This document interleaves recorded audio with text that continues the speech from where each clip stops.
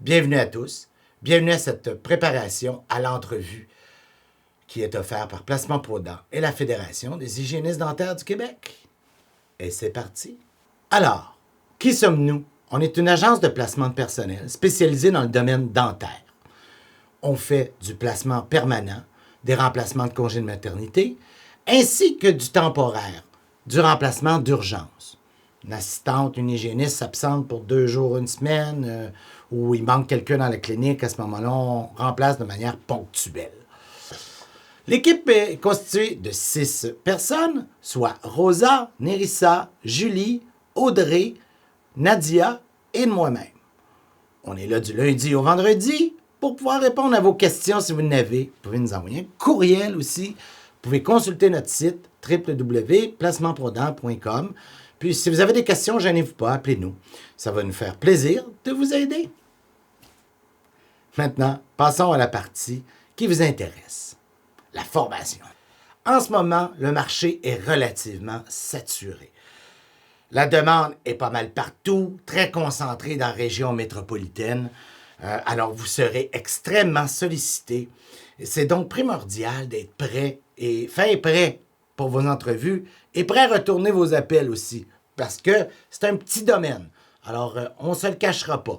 Si certaines offres ne vous intéressent pas, c'est gentil juste d'envoyer un courriel que malheureusement, vous refusez cette offre. Ça sera peut-être pour la prochaine fois. Parce qu'il y aura toujours des prochaines fois.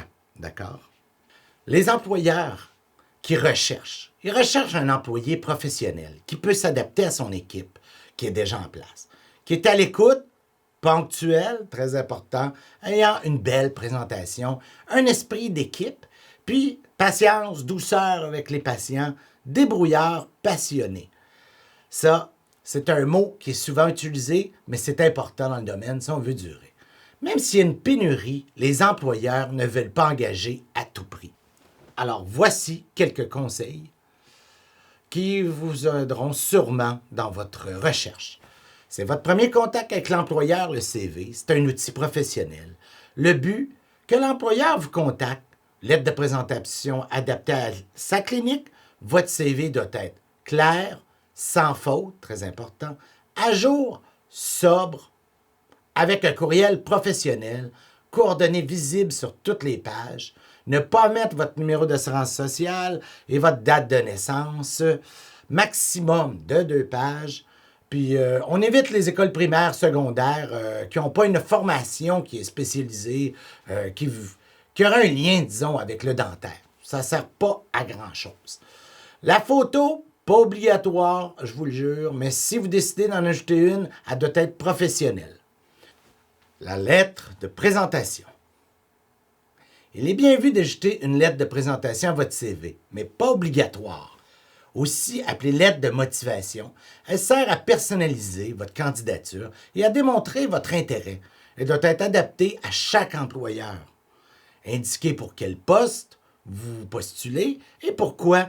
Donnez une brève description de vous. Formule de politesse et comment on peut vous joindre. Le CV, ce qu'il doit contenir. Votre nom, adresse, les moyens de vous rejoindre, téléphone, courriel. Il est préférable d'en mettre plus d'un. Les langues que vous maîtrisez, vos compétences acquises lors de vos expériences de travail ou lors de votre formation.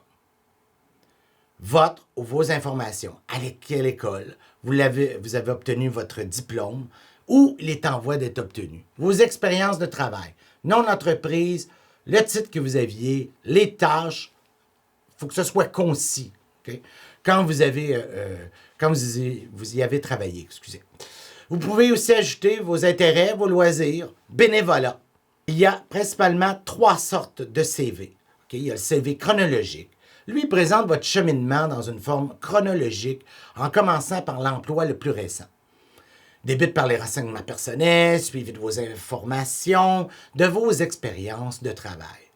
Il peut aussi comprendre un objectif de carrière, vos compétences techniques et linguistiques, vos intérêts. Il est conseillé pour ceux qui ont toujours travaillé, ceux qui ont eu une progression professionnelle, ceux qui n'ont pas trop souvent changé d'entreprise. Il est déconseillé pour ceux qui sont jeunes diplômés, ceux qui veulent changer d'orientation, ceux qui ont multiplié les places.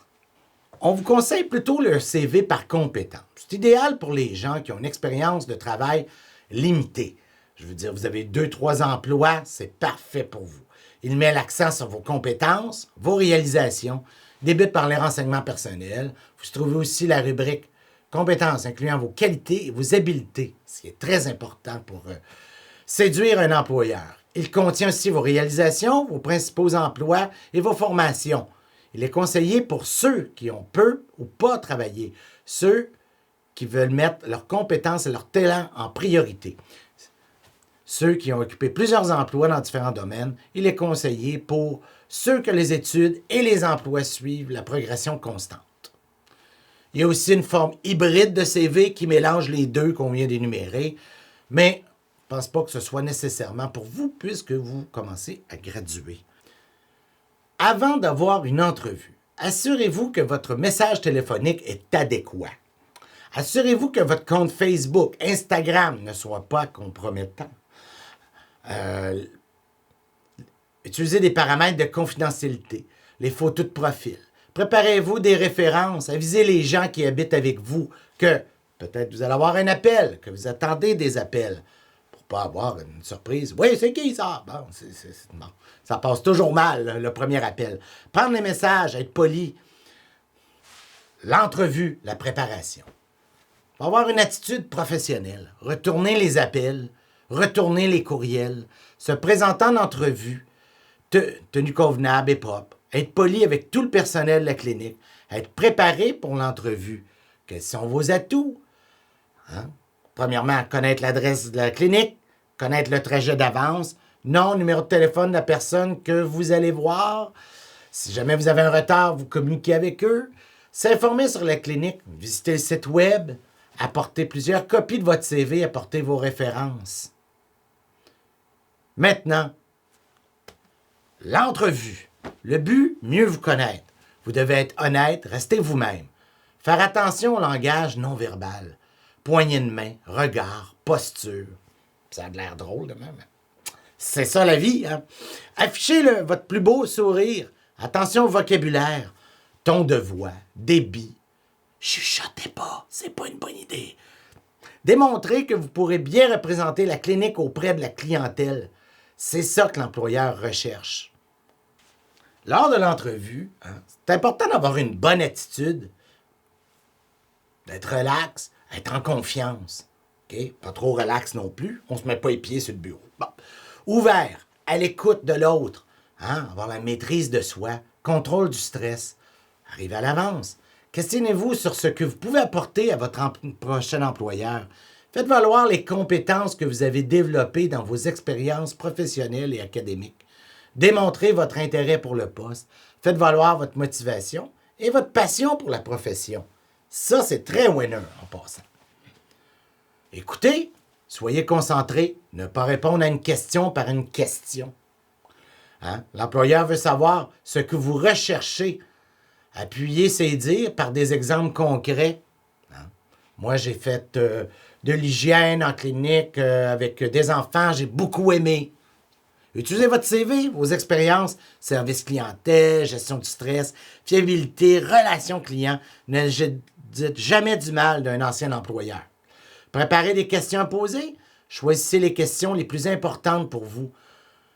Vous assurez que vous avez des réponses à toutes vos questions. Posez le plus possible les mêmes questions pour ainsi comparer les offres et ça va vous aider à faire un choix plus éclairé. Voici ce qui vous attend en entrevue. Les questions problématiques. Parlez-moi de vous. On ne sait jamais quoi répondre à ça. Il ne veut pas savoir si vous avez un petit chien, là. Il veut savoir, c'est quoi votre cheminement académique et professionnel? C'est quoi vos qualités et vos défauts? Toujours liés au domaine, là. Donnez de vrais traits de personnalité qui vous aideront en tant qu'hygiéniste dentaire. Utilisez des exemples concrets pour éviter les mauvaises interprétations. Moi, il est arrivé ça, cette situation-là, j'ai réglé ça de même. Puisez dans vos expériences, évitez le perfectionniste. Ne pas terminer sur une note négative en parlant d'un défaut. Expliquez comment vous faites pour vous améliorer. Ne pas choisir des faiblesses en conflit avec l'emploi. Alors, à la fin de l'entrevue, il y a normalement une période de questions. Choisissez des questions qui sont importantes pour vous, qui feront la différence entre prendre un poste ou non, qui vous permettront de comparer les propositions entre elles. Vous êtes en entrevue, mais en même temps, vous faites l'entrevue avec quelqu'un. Voici quelques exemples. Est-ce que le poste est permanent? Quel est l'horaire? Est-ce flexible? Pourrais-je venir faire une journée d'observation? Pourquoi le poste est vacant? Il y a combien de semaines de vacances par année? Si vous aimez ça, les vacances, c'est important de le savoir. Est-ce qu'ils sont toutes payées? Est-ce qu'ils sont toutes fixes? Hein? Est-ce que la formation continue est payée par la clinique? Est-ce que vous offrez des avantages sociaux, assurance, uniforme fourni, traitement dentaire, boni, etc.? Préparez-vous des questions, celles qui sont les plus importantes en fonction de vous. Quelles sont les possibilités de développement, tâches élargies, responsabilités? Quelles sont vos attentes salariales envers moi? Question salaire. Là. La réponse à la question salariale par une fourchette de salaire qui vous convient. Dites pas, moi, je veux 40. Non, moi, je serais confortable en ceci et ceci. Tu sais? Y a-t-il des avantages sociaux, l'horaire, la flexibilité? Là, ça va vite, ça va vite. Hein? Le nombre d'heures garanties. Important, clinique dentaire, qualité de vie. Très important. Le budget, les responsabilités. Gros salaire égale souvent grosse pression. On doit vendre du traitement. Hein? Question salariale. N'oubliez jamais que c'est une entreprise privée avec qui vous traitez. Alors, eux, c'est qu'est-ce qu'ils vous payent? Est-ce que ça va être rentable? Compte tenu de la pénurie là, qui sévit présentement, il se peut qu'un employeur vous fasse une offre sur le champ. Il se peut que vous soyez l'enjeu de surenchère. Hein? Nous, on vous conseille de prendre votre temps de recul, allez voir, vous avez du temps. De toute façon, il y a de l'offre d'emploi. Prenez votre temps. Vous serez plus à l'aise. Vous n'êtes pas obligé de répondre tout de suite, là. Hein? Comparez les offres. Qu'est-ce qu'on vous offre à gauche, à droite, là? C'est quoi que je veux, moi, dans la vie, là, réellement? J'aime-tu mieux aller skier l'hiver, puis etc.? Ben, voyez ça avant, là. Toujours possible de demander une journée d'observation, hein? Une demi-journée, minimalement. C'est toujours bon. Vous allez voir l'équipe, la dynamique de l'équipe. Puis est-ce que tout le monde boude? C'est un mauvais signe, OK? Puis si tout le monde est super heureux, c'est un super bon signe. Bon, toujours dans la question salariale, dû à la forte demande, les salaires sont en hausse. Les dernières années, les finissantes demandaient entre 25 à 35 selon les régions. Présentement, des hygiénistes avec expérience peuvent gagner à peu près, c'est variable d'un terrain à l'autre, puis je vous le dis, là, c'est comme ça. C'est soit entre 30, 29, 30 à 55 $. Il y en a même qui donnent 60 pièces de l'heure au centre-ville. Mais comme on vous dit, plus t'en demandes, plus il faut que ça rentre. Après ça, il y a les contrats de travail. Hein? Peut être écrit, c'est recommandé, verbal, doit respecter la loi pour être valide. Hein? Les normes du travail existent. Définir les conditions de travail, durée de l'emploi, salaire, vacances, horaires, les tâches, les avantages. Il se peut qu'il y ait des clauses particulières, surtout depuis les changements concernant l'autonomie des hygiénistes. Hein? Les clauses de non-concurrence, démarrer une entreprise dans le même secteur d'activité ou en allant travailler pour un concurrent dans un périmètre d'une durée établie. Les clauses de non-sollicitation visent la protection de la clientèle et des employés. Ces clauses peuvent souvent être accompagnées d'un avertissement de poursuite judiciaire si elles ne sont pas respectées. Pour conclure, OK, rapidement, une adresse courriel professionnelle. J'ai dit professionnel, là. Nom, prénom, HD, @gmail, Yahoo, whatever. Signature courriel, votre nom avec votre prénom, le titre, le téléphone, on peut vous rejoindre. Si vous avez des questions, vous pouvez nous appeler chez Placement Prudent, ça va nous faire plaisir de vous aider. On a 250 postes de disponibles présentement chez nos clients. La manière que ça fonctionne, service est confidentiel.